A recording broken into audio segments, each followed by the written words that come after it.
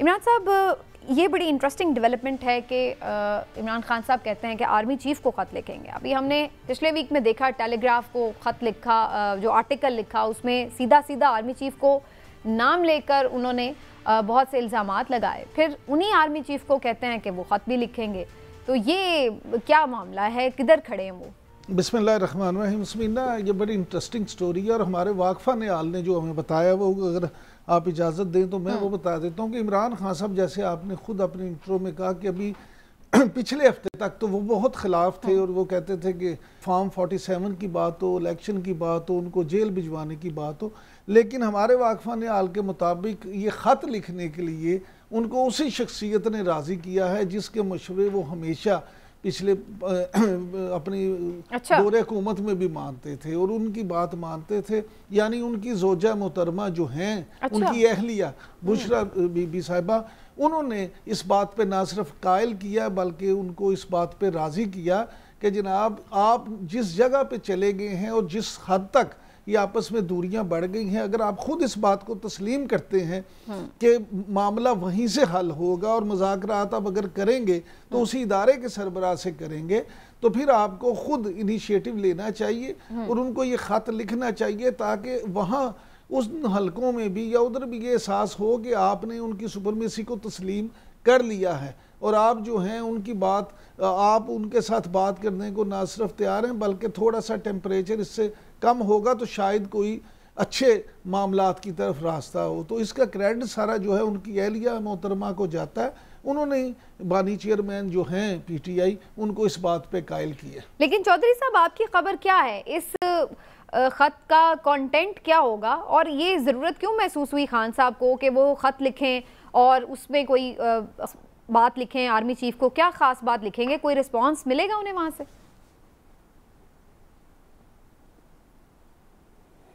دیکھیں, یہ جو خط لکھنے کا معاملہ ہے یہ بڑا ہی ایک میں سمجھتا ہوں کہ یہ سینسٹیو معاملہ ہے اور خان صاحب نے سوچ سمجھ کے ہی اس کا فیصلہ کیا ہوگا. اب اس میں کانٹینٹ کیا ہے, کون سی اہم بات ہے, بہت ساری باتیں ہیں,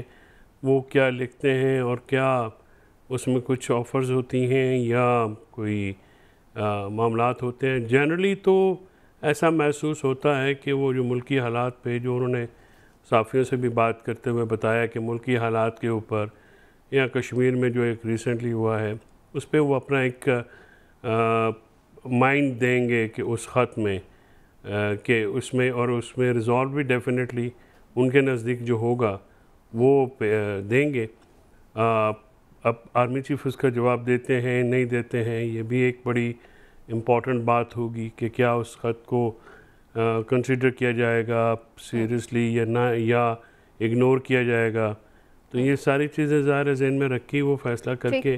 انہوں نے خط لکھنا ہوگا. اور خط لکھنے سے کیا ہوگا کیا نہیں ہوگا, میرا جہاں تک ویسے ایسا خط انہوں نے ایک چودھری صاحب میرا نہیں خیال کہ یہ ٹیمپریچر خط لکھنے سے ڈاؤن ہوگا, نہیں ہوگا. اچھا, لیکن ایسا ایک خط انہوں نے چیف جسٹس کو بھی لکھا تھا, آپ کو یاد ہوگا, اس پہ بھی کوئی انہیں رسپانس تو نہیں آیا. لیکن اس طرح کے خط کوئی تاریخ کا کوئی حصہ بن جاتے ہیں یا پھر اپنی طرف سے وہ یہ کوشش کر رہے ہیں کہ یہ ظاہر کر سکیں کہ انہوں نے کوئی مفاہمت کے لیے ہاتھ بڑھایا ہے؟ دیکھیے, ایسا وہ سیاسی لیڈر جو ہیں وہ ان کے خطوط یا ان کی تحریریں جو ہیں وہ ظاہر تاریخ کا حصہ تو بنتی ہیں, اور خاص کر ایسے لیڈر جو کہ اس تمام حالات سے نکل کے عمران خان صاحب کی مقبولیت جو ہے وہ تو اس میں کوئی شک کی بات نہیں ہے کہ وہ پاکستان کے سب سے زیادہ مقبول لیڈر ہیں اور ان کی سے ہے, عوام ان کی بات بھی مانتی ہے اور ان کی باتوں کو جو ہے وہ کافی وزن دیتے ہیں پاکستان کے لوگ. تو ایسی ان کی طرف سے لکھی گئی کوئی تحریر جو ہے وہ تاریخ کا حصہ تو بنے گی. اب اس میں تاریخ وہ لیٹر جو ہے وہ تاریخ بنا پائے گا کہ نہیں, یہ دیکھنے والی بات ہے کہ اس کو جو ہے خط جو ہے اگر وہ تاریخ کا دھارا بدلتا ہے یا حالات کا رخ موڑتا ہے تو یہ پھر آنے والا وقت بتائے گا.